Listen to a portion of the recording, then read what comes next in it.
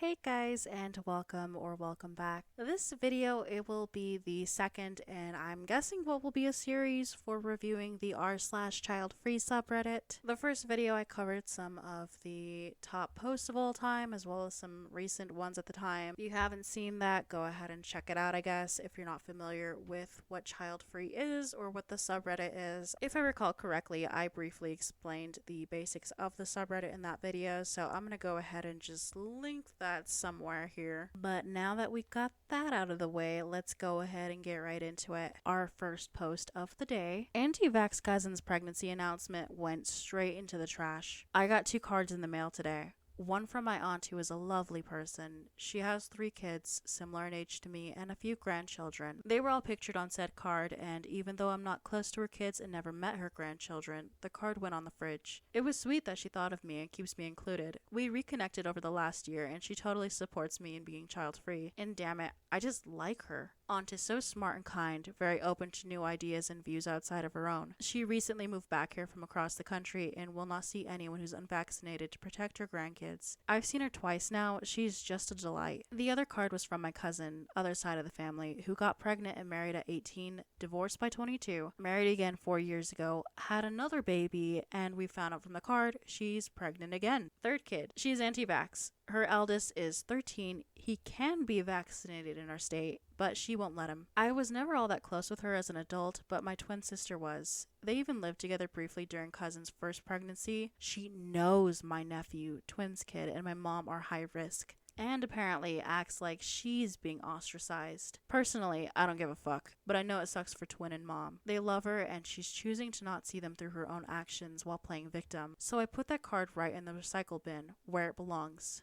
I'm sad for her kids, but I have zero interest in a relationship with her. I have a couple of thoughts on this post. I know it isn't strictly a child-free post, even though it is posted in the child-free sub. However, I do think it does a good job at demonstrating one of the reasons a lot of people may resonate with when it comes to being child-free. And that reason is irresponsible parenting. Now, let me be completely clear. In the post, OP states that their cousin got pregnant and married at 18, divorced by 22, married again 4 years ago, had another baby, and is pregnant again with a 3rd kid. There is no other information provided about them other than they are anti-vax, but I am almost willing to bet like a whole ass limb that that cousin was failed by one, if not multiple adults in their life. Getting married and pregnant isn't like a normal thing to do when you're 18. I'd say most happy, well-adjusted 18-year-olds aren't gonna go and do something like that. There are so many sad sides to teen pregnancy, and I have a feeling there's more to this specific story. I am not going to debate vaccines or any of that, but I do think it is important to recognize that there are certain tropes of very specific parents or types of parents that are anti-vax. And I guess just seeing that or being around it, it makes having children not appealing. I don't know if that makes sense. Okay, so our next post. I don't know if there are any Marvel fans watching. Let me know how you feel about this. But the post is, you brought your infant twins to Spiderman No Way Home opening night. So I went to see the new Spider-Man the other week. I paid extra for the luxury recliners so my wife and I could watch the movie in comfort and style. We picked the 9:30 p.m. showing and figured we would be safe from anything child related. We were wrong. A couple with twin girls under 2 came in and sat in the luxury recliners right next to us as if it was their living room couch. I disapprove for a lot of reasons, 3 of which being, number 1, it's 9:30, your infants should be in bed. 2,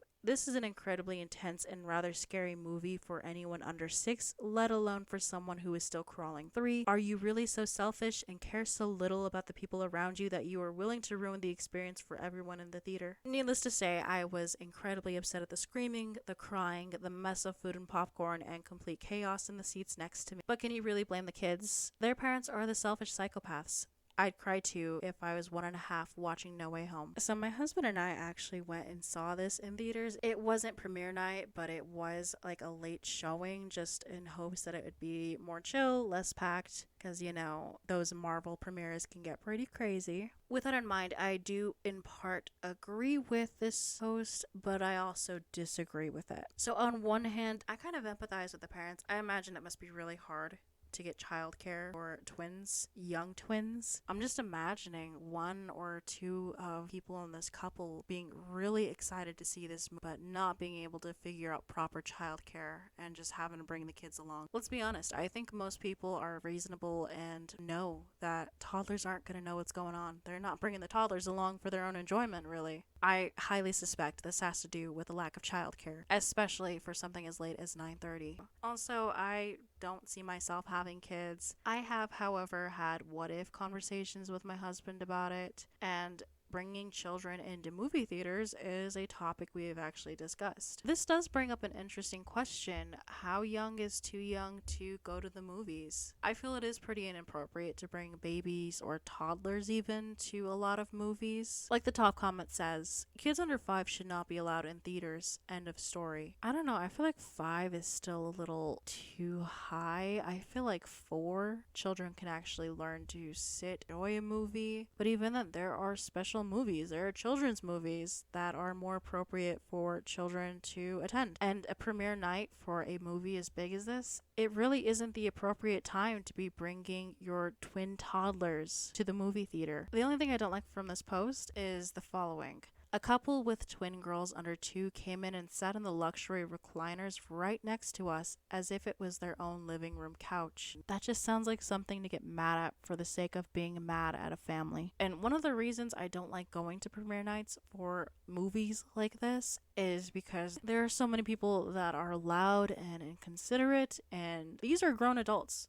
that I have issues with. When I go to premieres, it's usually like late night premieres. So in my experience, the people being inconsiderate were grown-ass adults, whether they're being overly loud and obnoxious during the entire movie. I don't know. That didn't sit right with me. Like, if you're gonna criticize the parents for bringing in their toddlers at an inappropriate time, at least stick with the appropriate criticisms. Complaining and saying they came and sat in their recliners as if it was their own living room couch, I have no idea what that means. Like, most normal people just sit on their living room couches. They might lay on their couches, but that's also what the recliners are for. So I don't understand that complaint, but I think I might be just reading into it too much. So let's go ahead and move on to the next post. So for our next post, it is titled, "Father called me immature because I said I don't want kids at 23. A whole 20-minute argument followed. He based his whole argument around, if you'll say this at 22, then what other bad decisions are you ready to make about your life so soon? I can see what he's saying, but I still don't see how I'm immature because I say this one thing and it absolutely grinds his gears.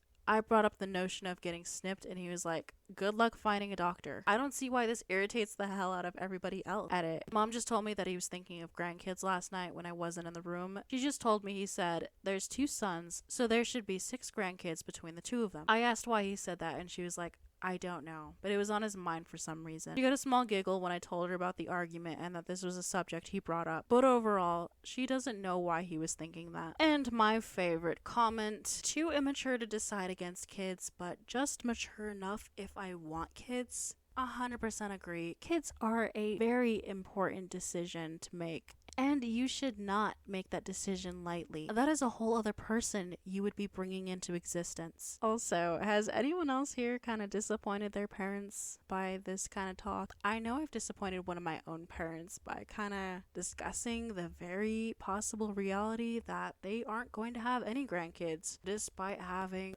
more than the average number of children. But yeah, having kids is a decision you should not take lightly. And if you happen to be someone older, don't pressure your young children into something like this. That is a huge decision and it's not one that should be made under pressure. So these last 2 posts might be harder to relate to, so please bear with me. And then just a side note, please don't go out searching for these posts just to harass the original posters. These are people just expressing their feelings and their opinions in what they believe is a safe space. And if anything, let's at least just appreciate them being honest about their feelings. So this post is, I find it difficult to empathize. need advice. I have had a colleague recently confide in me that they had a miscarriage. I'm 26 and she's pushing late 30s, and I didn't know what to say other than I'm sorry to hear that. I also had a friend's sister who has gone through IVF multiple times to no avail. She mentioned it the other day, it had failed again, and how bad she feels about it. I kind of just repeated, yeah, must be exhausting. But deep down inside, I don't feel sorry. I feel uncomfortable and even annoyed that there's already so many children in the world and everyone forgets about them. Don't know how to force myself to feel something I don't. Maybe I'm a little dead inside. How do I remove myself from these conversations? Especially when I don't ask to be told.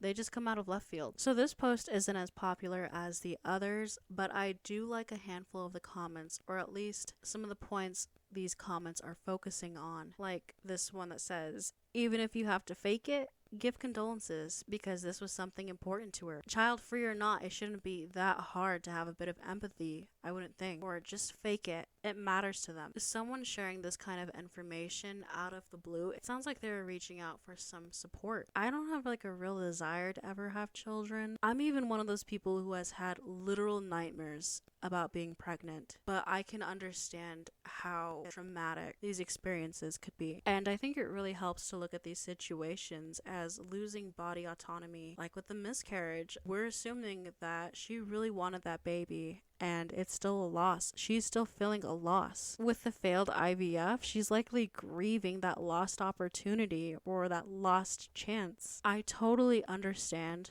that there are so many children in the world that desperately need loving homes. But I think it's really important to be able to empathize with the other side, because it comes down to not having that control over your body. For example, I would hope that someone would be understanding if I were to ever fall pregnant and if I were to become extremely distraught like I imagine I would be.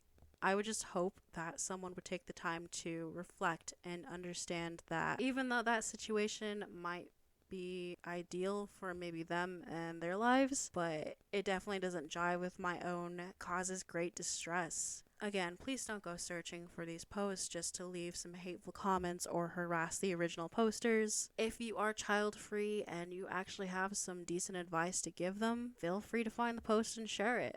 Let's go ahead and move on to our final post titled Alternative Words for Kids. I've been giggling to myself for the past 15 minutes over a post in which children are referred to as cum goblins. Another one of my personal favorites is crotch gremlins. I was just wondering if anyone else has some funny terms that you use in lieu of kids or children. Hope you all are well and that your kids are as non-existent as ever. These are the posts that I hate with every fiber in my being. Top comment: sexually transmitted dependence, followed by semen demons. And the following comment: I saw a post one time that said something like, we know you're happy you get to keep your boyfriend's cum as a pet. And I think about that all the time, LMAO. Not a term I coined, but I snort laugh every time someone says crotch fruit. Fuck trophies is one of my favorites, up with wastes of space for the particularly bratty ones, cum puppet and cunt nugget. Personally, I find these funny and have a chuckle when reading them in context of really horrible experiences with bad kids,